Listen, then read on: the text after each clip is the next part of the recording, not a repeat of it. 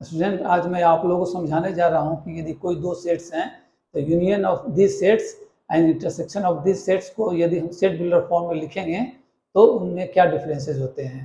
तो आप white board के सीरियल नंबर 1 को देखें। मैं समझाने जा रहा हूँ difference between set builder form of union and intersection of sets A and B. तो इसको समझने के लिए पहले हम समझते हैं union set of this two. तो ए यूनियन बी को लिखेंगे। A union B equal to bracket में एक्स को डिफाइन करेंगे, एक्स बिलोंग्स टू ए और एक्स बिलोंग्स टू बी और X belongs to A and B. इसी तरह इंटरसेक्शन ऑफ दिस सेट्स को कैसे लिखेंगे, A intersection B equal to close bracket में एक्स को डिफाइन करेंगे, X belongs to A and X belongs to B. अब ये दोनों फॉर्म ऑफ सेट्स को देखिए, मतलब यूनियन सेट को भी देखिए, इंटरसेक्शन सेट को भी देखिए। इसमें हमने एंड या और का प्रयोग किया है और इसमें हमने और या का प्रयोग किया है। इंग्लिश में और, हिंदी में या। इसमें इंग्लिश में एंड और हिंदी में और, इसका प्रयोग हुआ है। तो दोनों में इस तरह का क्यों प्रयोग हुआ है। तो पहले हम इंटरसेक्शन सेट को लेते हैं। तो A intersection B equal to X belongs to A and X belongs to B. कहने का मतलब हुआ कि ए इंटरसेक्शन बी तभी बनेगा जब एक्स जो एलिमेंट है वो ए में और बी में भी रहेगा।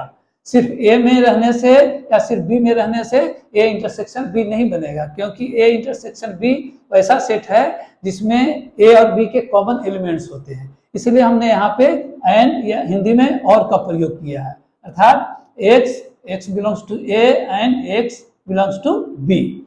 अब यहाँ देखिए यूनियन सेट को, यहाँ दूसरी बात है, यहाँ हमने और हिंदी में या का प्रयोग किया है। अब देखिए A union B equal to bracket में एक्स बिलोंग्स टू ए और एक्स बिलोंग्स टू बी और X belongs to A and B.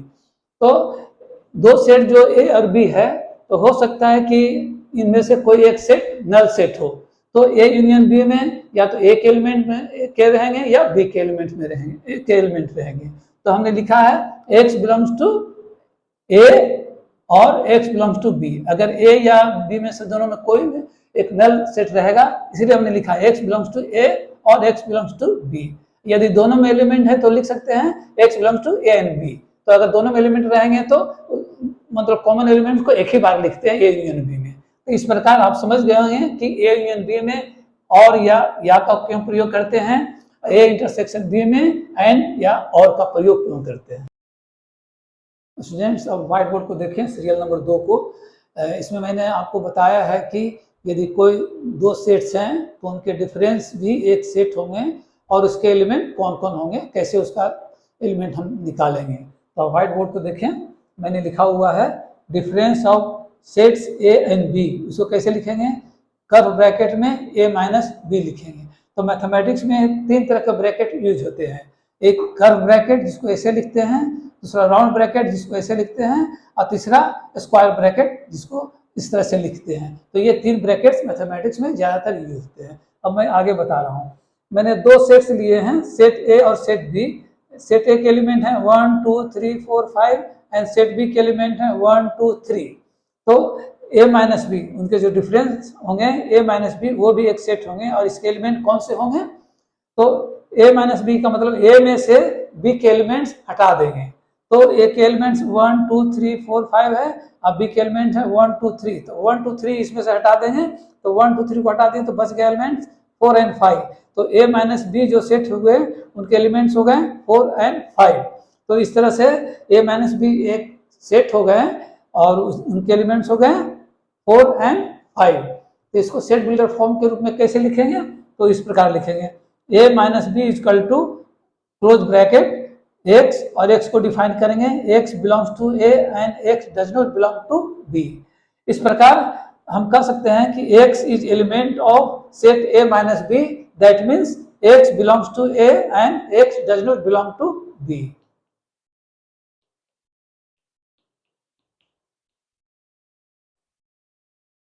Students, अब व्हाइट बोर्ड को देखें, सीरियल नंबर 3 को।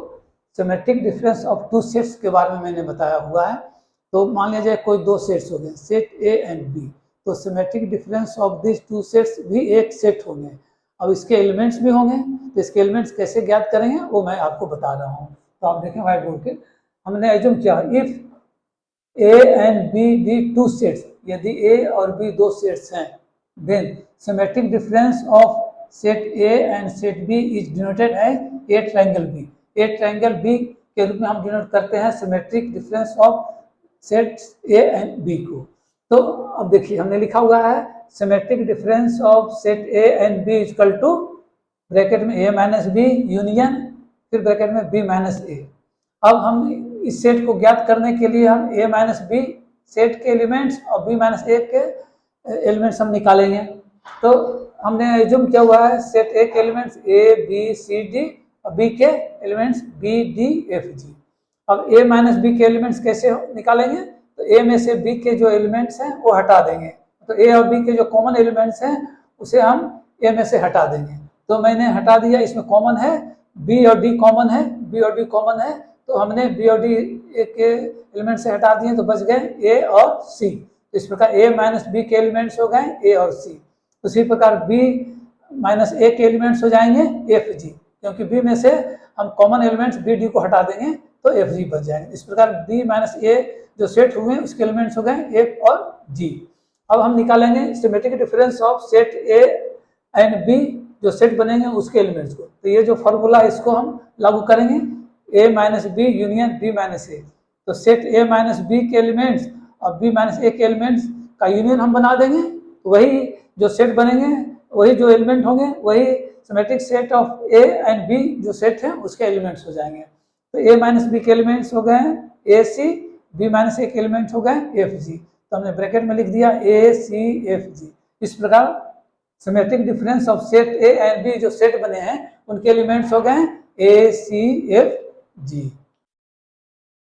स्टूडेंट्स, अब मैं आप लोगों को कंप्लीमेंट ऑफ सेट ए के बारे में बताने जा रहा हूँ। यदि कोई सेट ए है तो उसके कंप्लीमेंट ऑफ सेट भी एक सेट होंगे और उसके एलिमेंट्स क्या होंगे ये भी हम पता करेंगे। तो देखिए complement of set A is denoted as, A लिखेंगे और उसमें फिट का साइन दे देंगे ऊपर में, तो इस तरह से हम कंप्लीमेंट ऑफ सेट ए लिखते हैं। तो इसको समझने के लिए इस कॉन्टेक्स्ट में हम एक यूनिवर्सल सेट कंसिडर करते हैं। तो हमने लिखा हुआ है let U be a universal set and A is proper set of U. तो A is proper set of U तो आप जानते हैं, लेकिन फिर भी मैं समझा देता हूँ। A is proper set U का मतलब हुआ कि A is subset of U but A is not equal to U. अब हम आगे चलते हैं। तो then complement of set A को कैसे लिखेंगे, इक्वल टू ए ऊपर फिर का साइन दे देंगे इक्वल टू यू माइनस ए। इस तरह से हम कंप्लीमेंट ऑफ सेट को लिखेंगे यू माइनस ए, इस तरह से होता है। तो इसको हम सेट बिल्डर फॉर्म में कैसे लिखेंगे, complement of set A equal to U minus A equal to bracket में एक्स को डिफाइन करेंगे कि x बिलोंग्स टू u, अर्थात x belongs to universal set and x does not belong to a। इस प्रकार से एक कंप्लीमेंट ऑफ सेट a को हम सेट बिल्डर फॉर्म में लिखेंगे। अब इसको एक एग्जांपल के माध्यम से मैं समझाता हूँ। अब इस कॉन्टेक्स्ट में मैंने यूनिवर्सल सेट लिया है, उसके एलिमेंट्स हैं 1 2 3 4 5 6 और सेट ए के एलिमेंट्स हमने लिए हैं 1 2 3। अब universal set of set A equal to U minus A, bracket में इसके एलिमेंट्स हो जाएंगे यूनिवर्सल सेट के एलिमेंट्स में से सेट ए के एलिमेंट्स हम हटा देंगे। तो सेट ए के एलिमेंट्स होंगे 1 2 3, इसमें से 1 2 3 हटा दिए तो बच गए 4 5 6। तो यहाँ पे ब्रैकेट में 4 5 6 लिख देंगे, अर्थात complement of set A equal to U minus A equal to bracket में 4 5 6। हम कह सकते हैं कि कंप्लीमेंट ऑफ सेट ए में एलिमेंट्स हो जाएंगे 4 5 6।